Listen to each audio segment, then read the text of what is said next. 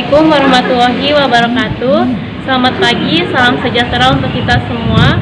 Syukur alhamdulillah pada hari ini kita masih diberi kesempatan untuk berkumpul di sini dalam keadaan sehat walafiat. Yang terhormat kepada Ibu Resmiati SKPMkes dan yang saya hormati keluarga dari Ibu Hartanto. Saya perawat Mardiani Rosi. Saya di sini sebagai moderator. Dan ini anggota saya, Anissa Suci dan Paharani Hasanah sebagai pemateri, dan Gian Hendra dan Asnani sebagai edukator. Sesuai dengan janji yang kemarin kita buat ya, di sini kita akan melakukan penyuluhan tentang kejang demam pada anak di rumah. Kurang lebih waktunya 30 menit. Adapun tujuannya itu untuk keluarga agar memahami bagaimana cara penanganannya kejang demam pada anak di rumah.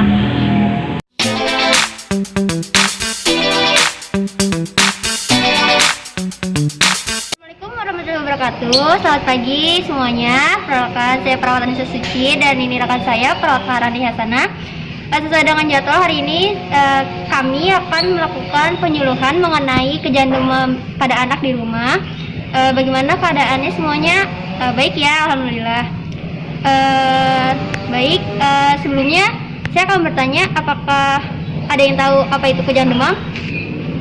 Baik, saya jelaskan dulu ya. Jadi kejang demam itu adalah suatu kenaikan suhu tubuh di atas 38 derajat akibat suatu proses ekstrakranium tanpa adanya infeksi intrakranial atau penyebab lain.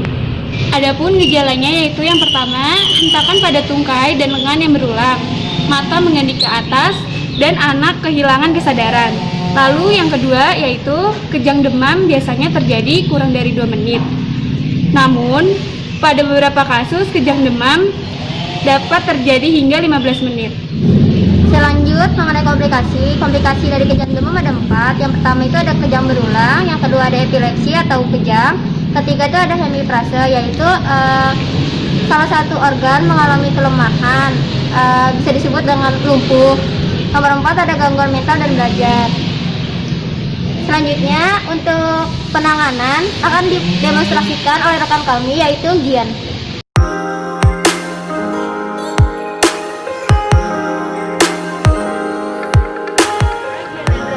Sari akan mendemonstrasikan penanganan gejala kejang demam pada anak di rumah. Yang pertama dilakukan ialah singkirkan benda-benda di sekitar anak ataupun pasien.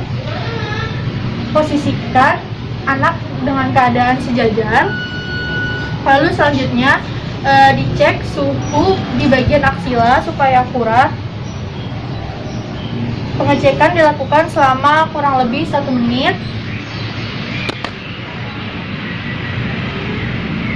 Jika sudah selama 1 menit, dirapikan baju anak tersebut, lalu dilihat terjadi peningkatan suhu menjadi 38 derajat Celcius yang menandakan anak terjadi demam. Lalu selanjutnya diberikan kompres air hangat di bagian dahi anak. Tujuannya agar menurunkan demam pada anak.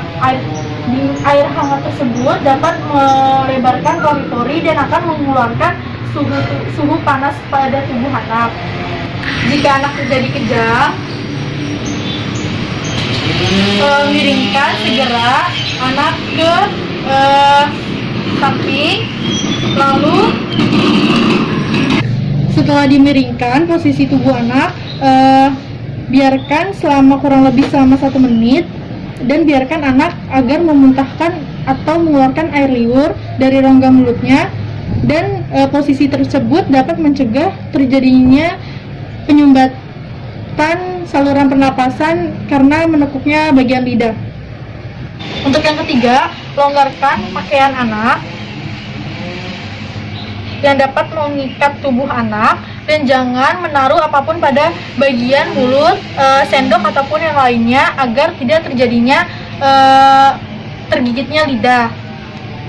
Selanjutnya, yang terakhir, hitung durasi terjadinya kejang demam pada anak dan perhatikan tingkah laku anak saat kejang demam. Beritahukan hal tersebut saat berkonsultasi ke dokter dan segera lakukan rujukan ke dokter. Dari penyuluhan yang sudah kami jelaskan tadi, apakah ada yang ingin ditanyakan?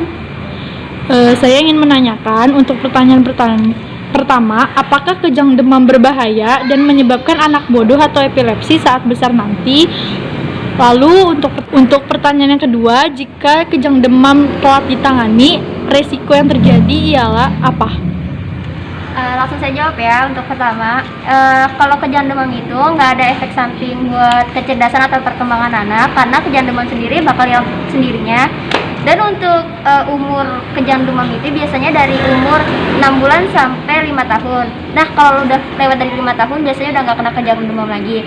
Dan lanjut untuk pertanyaan kedua, jawabannya itu kalau misalnya kejang demam tidak diatasi atau diatasi dengan telat, yaitu akan menimbulkan kerusakan pada area tertentu dan dapat menimbulkan gejala permanen.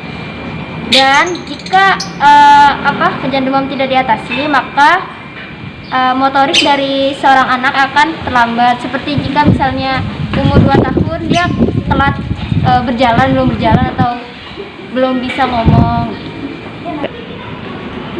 Bagaimana penjelasan yang diberikan teman saya? Apakah masih ada yang dibingungkan atau mau ada yang ditanyakan lagi? Baik, kesimpulan dari penyuluhan hari ini, kejang itu tidak berpengaruh terhadap perkembangan kecerdasan anak. Jika kejang demam tidak segera ditangani, dapat menyebabkan kerusakan pada area tertentu, menimbulkan gejala permanen seperti pasca radang otak yang dapat menimbulkan kelumpuhan saraf, mengganggu pergerakan motorik. Pertemuan kita cukup selesai sampai di sini. Terima kasih untuk keluarga Ibu Hartanto sudah meluangkan waktunya. Mohon maaf apabila ada salah-salah kata dalam penyampaian dari kita.